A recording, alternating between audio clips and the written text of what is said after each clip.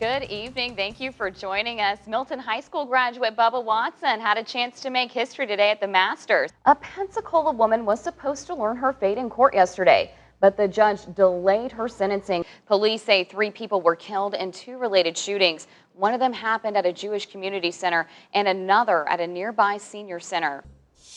The recent fatal shooting at Fort Hood in Texas has sparked a debate on Capitol Hill. They served their country and came home hurt. This weekend on Pensacola Beach, some of those wounded warriors are using athletics to aid their recovery. A man in Crestview has been cleared of any wrongdoing in a shootout that left 1 man dead. You know what? I hope the weather is good for them. It's been a little rough here. I look like Cousin It coming back into the studio. All my hair and my face peeking through. It's a style. Go for it. Whatever works for you. The Santa Rosa County Fair kicked off this weekend in Milton with motocross riders, games, a rodeo, and even a pack of wild wolves. Channel 3's Joe Douglas has the highlight. A Pensacola toddler has been treated for head injuries, and his caregiver is facing charges. A British sailor who fell overboard during an around-the-world yacht race is now safely on dry land. And if you read the Harry Potter books or seen the movies, you've heard of this, Quidditch. You might think that the flying brooms the players ride make it impossible to play in the real world. Well, think again, Jim. We could do this. So Escambia County deputies say they were called out twice overnight to check on Thomas Fillingham's mental state. They say his family was concerned that he could be a danger to himself, but what happened inside this home they say was unnecessary. Around 10 o'clock Thursday night, Thomas Fillingham's family called 911 after he began threatening to harm himself. Around 3 o'clock, his daughter says her uncle brought Fillingham to her home with his throat cut open. He had returned to the home and was beating on the door, trying to enter the home, and so obviously we assume the family was in fear for their personal safety. She immediately called 911. A deputy arrived within minutes. The officer entered the home and he had the weapon in his hand, a bladed instrument, and he lunged at the officer. And the officer again fired in self-defense. Fillingham's daughter tells a different story. She says her husband was getting her father to hand over his knife when the deputy arrived, and neither she or her family felt threatened. He was handing the knife to him. When the cop came in, he's seen them. My dad was handing the knife to him. He told my husband to step aside, and he thought that he was going to taser him. No, he shot and fired and killed him over him passing the knife, to my husband. But the sheriff's office says Filling has a long rap sheet and has been Baker acted before for domestic violence, criminal mischief, to resisting arrest. Very dangerous. The use of bladed instruments in the past, in again, acts of violence against other citizens. The family says they plan to get a lawyer to get the justice that they deserve. Now, as for that deputy, he's been put on administrative leave. FDLE is now investigating this case. Reporting live in Escambia County, Amber Southard, Channel 3 News. Drop your guns. In real-life scenarios, cops need to be able to think fast on their feet, and that's why this training video will let them do just that. The shot simulator system has been used at the sheriff's office for many years.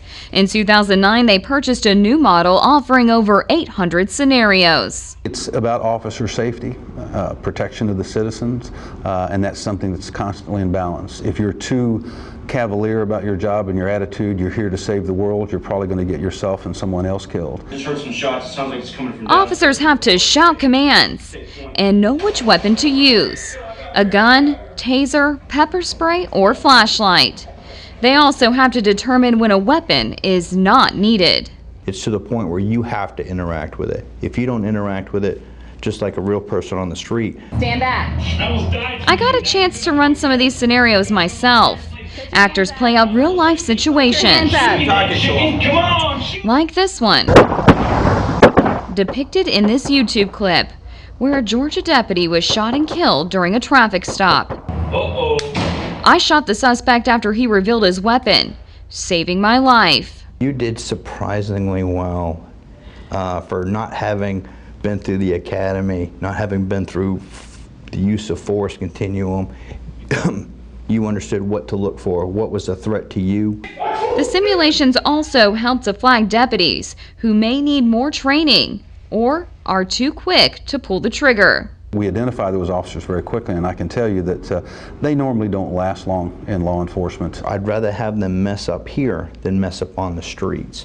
This way, we can correct any deficiencies. We can go over, why'd you do this? Why'd you do that? Would this be a better course of action?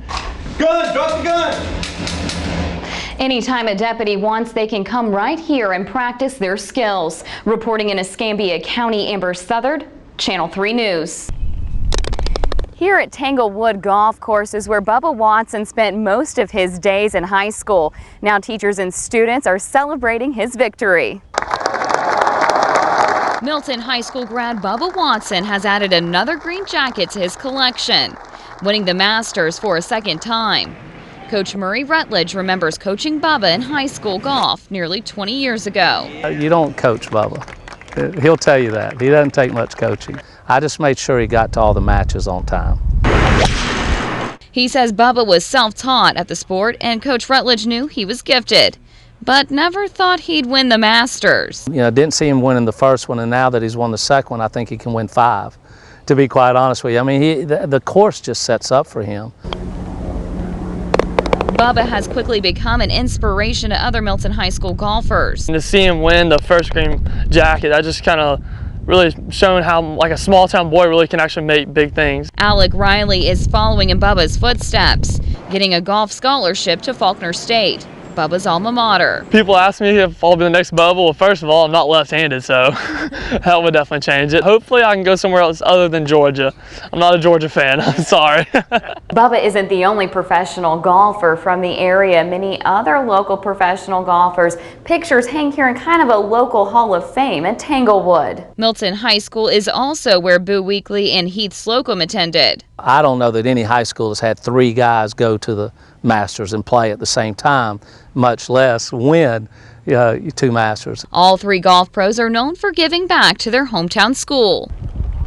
Alex says he hopes one day to challenge Bubba here on the golf course. Reporting in Santa Rosa County, Amber Southard, Channel 3 News.